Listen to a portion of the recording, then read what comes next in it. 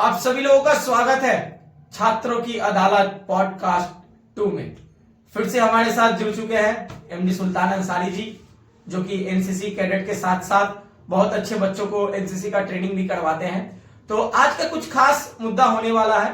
सबसे पहले आप सभी लोगों को थोड़ा सा हिंट्स देकर समझा देता हूं, हाइलाइट्स जिसको बोला जाता है। रेलवे ग्रुप डी को लेकर अगेन हम लोग कुछ बातचीत करेंगे, जिसमें बहुत ऐसे मुद्दों को उठाएंगे। पहला मुद्दा, रेलवे मंत्री अश्विनी वैष्णव जी जो कहीं अपना ही अलग दुनिया बसाकर सीईओ के साथ घूमे जा रहे हैं, और इधर कल के दिन यानी कि 23 जनवरी के दिन नेताजी का बर्थडे जो पूरा भारतवर्ष मना रहा था, उस दिन 30 लाख छात्र ट्वीट किए थे official Twitter handle account railway पे। क्या ट्वीट किए थे? 1 लाख वैकेंसी देना होगा रेलवे ग्रुप डी का। आप लोगों ने देखा उस 30 लाख ट्वीट का कोई रिप्लाई नहीं मिला। इसके अलावा एक बहुत बड़ा खुलासा हुआ है। बड़े बड़े न्यूज चैनल और बड़े बड़े न्यूज़पेपर और सूत्रों के हवाले से एक डाटा निकलकर सामने आ रहा है। उसमें साफ साफ बताया जा रहा है post wise track maintainer post में इतना वैकेंट पोस्ट खाली है, असिस्टेंट पीएनडब्ल्यू कैरेज में इतना पोस्ट खाली है, मैकेनिकल में इतना पोस्ट खाली है, तो वगैरह वगैरह जो आप लोग अभी पेपर कटिंग देख रहे हैं उसका। ठीक है, ये सारे विषयों पे चर्चा होगी। फिर से आपका स्वागत है हमारे चैनल पर। जी नमस्कार। सबसे पहला सवाल आपसे यही रहेगा कि रेलवे ग्रुप डी का जो भर्ती को लेकर ये घमासान युद्ध छिड़ा हुआ है। छोटा सा क्लिप मैं प्ले करता हूं, थोड़ा सा सुन लीजिए। माननीय सांसद जी की जानकारी के लिए कहना चाहूंगा, रेलवे ग्रुप डी में 1 लाख आज खाली है और मैं रेलवे करीब 1.5 लाख लोगों को रोजगार देने के लिए बहुत ही ट्रांसपेरेंट प्रोसेस से। पूर्व रेलवे मंत्री पीयूष गोयल भी बता के गए थे 1 लाख के ऊपर वैकेंट पोस्ट खाली है। सारे लोग खुद ही गीत गा रहे हैं, खुद ही गाना गुनगुना रहे हैं। हम लोग तो चुपचाप बैठे हैं भैया, आप लोग जो दीजिएगा वही होगा। लेकिन जब इतना कुछ बोलने के बाद वैकेंसी निकला कितना? 32,000 32,438। तो आप लोग बताइए भैया 32,438 क्यों? चलिए ठीक है, एक बगावत चल रहा था। अब कुछ डाटा निकलकर सामने आ रहा है विथ प्रूफ, जो आप लोग स्क्रीन पर देख रहे हैं। इस डाटा में 1,13,533 बताया जा रहा है। तो अब कहां है रेलवे मंत्री? देखिए, हम तो पहले ही बोले थे कि रेलवे में बहुत सारा वैकेंसी है और ये लोग दबा कर रखे हैं। देखिए, सबसे बड़ा फंडा को समझना होगा यहाँ पे पैसा का, रुपया का। अगर एक बार में अगर निकालते हैं तो उसको अपना इनकम नहीं हो सकता। अगर मान लीजिए 30,000 40,000 का निकालते हैं तो सोचिए 1 लाख का 3 बार फॉर्म भरेगा। यस, अगर 1 लाख दे देंगे तो 1 लाख की बार फॉर्म भरेगा, तो उसे ये बहुत बड़ा एज भी तो ओवर होगा ना। तो उससे उसे क्या मतलब है? उनका बाल बच्चा मस्त पढ़ रहा है ना विदेश में जाकर, बस। आपका बाल बच्चा भैया हिंदू मुस्लिम कर रहा है, बस उनका यही चाहिए। उनको रोजी रोटी देने से मतलब नहीं है। मुझे तो ऐसा भी डाउट कभी वैसे भी हो जाता है कि जो वैकेंसी दिया जा रहा है, ऐसा ना कोई कल के डेट में पेपर लीक हो जाए या कोई जाए केस कर दे तो और 5 साल चला जाएगा। ये सब बहुत सारे इसमें मुद्दे हैं, बहुत सारे राजनीतिक है। और ट्विटर हैंडल में भी ऐसे, जो अभी कुछ देर बात अनूप भाई बोल रहे थे, ट्विटर हैंडल में आप क्या समझ रहे हैं? इनको भी कोई परवाह नहीं। वो लोग जानते हैं कि भैया सब कुछ हम ही लोग हैं। सुप्रीम कोर्ट से लेके, जज से लेके, हाई कोर्ट से लेके, नीचे से लेकर ऊपर तक हम ही लोग हैं। ज्यादा बोलिएगा केस खाइएगा और जिंदगी खराब कर देंगे, बस इससे ज्यादा कुछ नहीं हो सकता। ट्विटर हैंडल, आप एक चीज देखिए, मैं एक बड़ा सा स्क्रीन के पीछे आप लोग प्ले होता हुआ देख रहे हैं, प्लस में लगा भी दिया हूं सामने में। ये मैं official Twitter handle account open करके रखा हूं अश्विनी वैष्णव जी का। बताइए आप, इनका सबसे बड़ा बोला जाता है ना धर्म कर्तव्य, तो यहाँ पर रेलवे मंत्री को बैठाया गया है किस लिए? धर्म और कर्तव्य उनका कौन लोग है? भारत के यंग युवा पीढ़ी है, उन्हीं के हाथों हम लोग हैं। तो कल के दिन 30 लाख छात्र ट्वीट किए हैं, उनका होशो हवास नहीं है। और वो कल के दिन 3 बड़े बड़े इंटरनेशनल कंपनियों के सीईओ के साथ मीटिंग कर रहे हैं और सेल्फी लेकर अपने ऑफिशियल ट्विटर हैंडल अकाउंट में पोस्ट कर रहे हैं।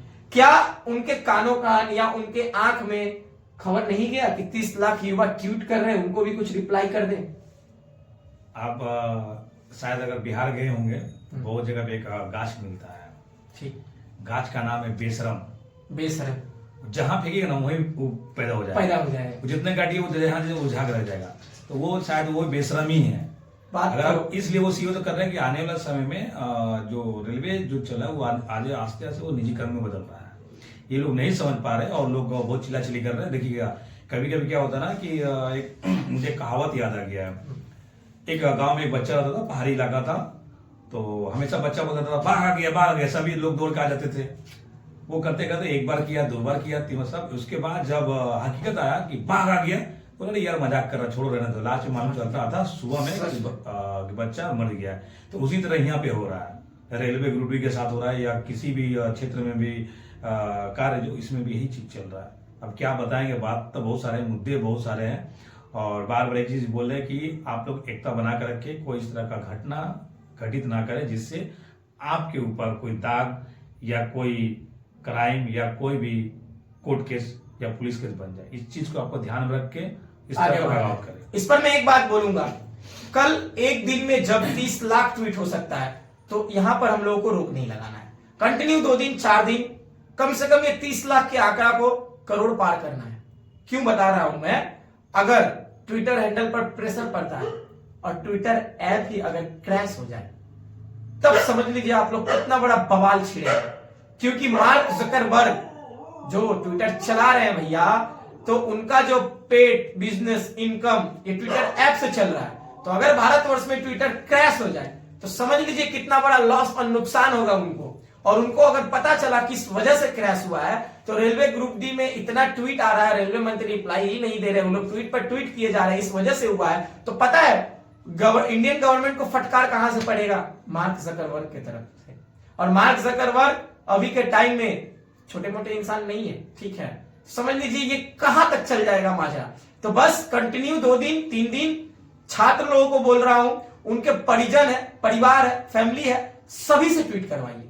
ये आंकड़ा को आप लोग 1 करोड़ 2 करोड़ तक ले जाइए। फिर देखिए खेला किसको बोला जाता है। जब सीधी उंगली से जब घी ना निकले तो टेढ़ा करना पड़ता है, यहां पर भी वही करना होगा। लेकिन गलती से भी आप लोग फिजिकली प्रोटेस्ट मत करिएगा, ना ही किसी सरकारी संपत्ति को नुकसान पहुंचाना है, ना ही कुछ करना है। बस वर्चुअली करना है, नियम कानून के दायरे में रहकर करना है। दूसरा सवाल यही रहेगा, आईटीआई और नन आईटीआई को लेकर जो इतना युद्ध छिड़ा हुआ है, एक रेलवे ग्रुप डी का पोस्ट जो कि सबसे निचला स्तर का पोस्ट होता है, उसमें अगर आईटीआई वालों के साथ इतना बदसलूकी किया जाए, जिसको लेकर ये सारे छात्र और ऑल इंडिया टेक्निकल जो संगठन है, उस संगठन के सारे जो लोग हैं, उन लोगों को लास्ट में कोर्ट का दरवाजा खटखटाना पड़ रहा है इंसाफ के लिए। बताइए, एक भर्ती के लिए हम लोगों को कोर्ट में जाना होगा भर्ती मांगने के लिए, ये कहां का इंसाफ है। देखिए, सबसे पहला बात तो ग्रुप डी जो है वो मतलब वो वैक्सीन देना ही नहीं चाहती है। वो चाहती है कि आप लोग केस कीजिए, अपने में उलझे रहिए। उलझे रहिए। जब आपको वो बोलेगा भैया आपके कोर्ट तो केस में जो केस कोर्ट में चल रहा है, आप लोग वेट कीजिए, जब तक जो निर्णय आएगा उससे काम किया जाएगा। बाकी ये आयन है ही नहीं है। वो लोग आपस में जैसे अंग्रेज जो थे ना कि हिंदू मुस्लिम को लड़वा के इनके पास वो मास उसके पास ये मास फेंक कर लड़वाते थे, सेम वही सरकार वही कर रही है। नॉन आईटी को बीच में ये लड़वा रही है और आराम से बैठी हुई है, कान में तिल डालकर मन लड़ते रहो तुम लोग, जो जीतेगा वो सिकंदर। सेम वही चीज हो रही है। आपको सिकंदर तो बनने की जरूरत नहीं है। अगर जीतना है, सबको मिलकर जीतना है, सबको सिकंदर बनना है। आप अगर बेरोजगार है तो वो भी बेरोजगार है। वो अगर देखा जाए तो वो भी कहीं ना कहीं आईटीआई करके रखा है, और कोई नॉन आईटीआई करके, दोनों में हो जाता है। एक सक्षम था तो आईटीआई कर लिया, एक सक्षम नहीं था तो नहीं किया। बहरहाल फिर भी आप लोग दोनों को एक साथ मिलकर लड़ना होगा कि आप लोगों को बोलना होगा कि सर एक नॉन आईटीआई के लिए भी ठीक है, वैकेंसी और बढ़ाइए। इसमें कुछ कोटा जरूरी नहीं है कि अगर 1 लाख बच्चे हो तो पूरा 90,000 के बच्चे जो आईटीआई किए होंगे, ऐसा नहीं है। उसमें 40% बच्चे किए होंगे, 30% बच्चे आईटीआई किए होंगे। नॉन आईटीआई बहुत ज्यादा ठीक, उनके लिए थोड़ा बेसी वैकेंसी रहेगा और आईटीआई के थोड़ा कम वैकेंसी रहेगा। वो एक यूज कर सकते हैं भैया, दोनों में से कोई भी फॉर्म फिलअप कर सकता है, बट एग्जाम एक ही देना है। हाँ, तब देखिएगा आपको अब ये मिलेगा। बट आप लोग क्या कर रहे हैं ना, आपस में लड़ रहे हैं, झगड़ रहे हैं और उधर वो मजा ले रहे हैं। इसी वजह से तो वो 30 लाख जो है ना ट्विटर, इसे वो देख नहीं पा रहा। वो बोले लड़ने तो नहीं यार, बाद में जब कोर्ट में जाएगा, जैसे कैट अभी जैसे बोला कि नहीं आप जाइए कैट का कोर्ट में, तो वो बोले ठीक है केस कीजिए। अब केस करने के बाद कोर्ट क्या बोल रहा है कि आपको 14 फरवरी तक का कुछ समय दिया जा रहा है, इसको आप देख ले। सोचिए शर्म की बात है कि आप सरकार में हैं, सरकार रहते बाहर में भी इस तरह का युवा बेरोजगार हो जाए तो ये बहुत निंदनीय बोल सकते हैं। मतलब नहीं, सबसे बड़ी और जानते इसमें क्या है, समझ लीजिए अब आपके पास संविधान है, आपके पास डॉक्टर भीमराव अंबेडकर जी का लिखा हुआ किताब, उनके साथ जो भी मिलकर लिखे हैं आज वो आप लोगों को बचा रहा है। तभी आप अपने हक से कोर्ट में जा रहे केस लड़ेंगे, नहीं तो और कुछ दिन वेट कीजिए। अगर इसी तरह उनके सत्ता रहेंगे आपकी आवाज को वहीं दबा दिया जाए, कोई नहीं चलेगा। फिर संविधान को अभी तो लोग बात नहीं सुनते, आने और बात नहीं सुन पाएंगे, इसलिए इस चीज को ध्यान रखे। और आपस में बार बार बोल रहे हैं धर्म में ना उलझे, धर्म का काम धर्म में करने दीजिए, आपका काम अपना कर कीजिए। और धर्म का ज्ञान करना है तो पहले सबसे पहले मैं छोटा सा बात बोलूं, धर्म को सबसे पहले पढ़ें, क्या लिखा है समझे, क्या लिखा है उससे क्या होता है, फिर देखिएगा अपने आप, फिर आप धर्म का जब जानकार हो जाएगा ना तो आप लड़िएगा नहीं, आप इंसानियत पे आ जाइएगा। ये सबसे बड़ा फैक्ट है, इसको आप ध्यान में बार बार बोल रहे हैं। आज ऐसा माहौल क्रिएट कर दिया गया है कि धर्म आप लोग उलझे रहे, उनके बाल बच्चे आकर जॉब लेंगे, सब कुछ करेंगे, किसी का टेंडर चलेगा, यही चीज चल रहा है। बाकी आप समझ नहीं पा रहे, बस आप लोग दूसरे धर्म तीसरे धर्म से लड़ रहे हैं, झगड़ रहे हैं, ये एक तरह का क्रांति पैदा कर रहे हैं, जो उसको जितना दबाइएगा एक दिन विनाश होगा ही, फटेगा, विनाश आना ही है। बस सीधा सीधा बात यही बोलना है कि शर्मनाक वाली बात यही है कि छात्रों को एक जॉब लेने के लिए कोर्ट का दरवाजा खटखटाना पड़ रहा है। ये सबसे शर्मनाक बात है। चलिए कोई नहीं, इंसाफ तो होके रहेगा, भले ही देर से हो, लेकिन आप लोगों को हाल नहीं छोड़ना है और एकजुट होना है, एकजुट होकर लड़ना है। ये नहीं कि वो हिंदू है, ये नहीं कि वो मुस्लिम है, साथ में नहीं लड़ेंगे, या फिर ये नहीं कि वो ITI वाला स्टूडेंट है, हम नॉर्मली है, हम लोग नहीं, साथ होना है, सभी को साथ होना है, साथ होकर एटलीस्ट एक साथ खड़े रहना है, तब जाकर एक मसला निकलेगा। मसला क्या निकालना है भैया? ITI और नॉन ITI दोनों के लिए आप 60-40 या 50-50 इस टाइप का एक आंकड़ा निकालिए। अगर रेलवे ग्रुप डी में अधिकतर ITI वालों की संख्या है तो आप कम से कम 50% या 60% ITI का वैकेंसी दीजिए, 40% नॉन ITI का दीजिए, हो गया माजरा खत्म। लड़वाने का क्या फायदा है? तो चलिए आज के इस वीडियो में हम लोगों ने कुछ जो वर्तमान में चल रहे घटनाओं पर चर्चा किया। ये चर्चा आप लोगों को कैसा लगा थोड़ा सा कमेंट कर लीजिएगा और वीडियो को शेयर जरूर करिएगा और अपना पॉइंट ऑफ व्यू जरूर रखिएगा। फिलहाल आने वाले टाइम में ऐसे ही हम लोग जो चल रहे हैं उस चर्चाओं पर बातचीत करेंगे, गहन विशेष बातों को रखेंगे। चलिए मिलते हैं नेक्स्ट वीडियो में, तब तक के लिए आज का मेरा पूरा वीडियो देखने के लिए थैंक यू। जय हिंद, जय भारत, वंदे मातरम।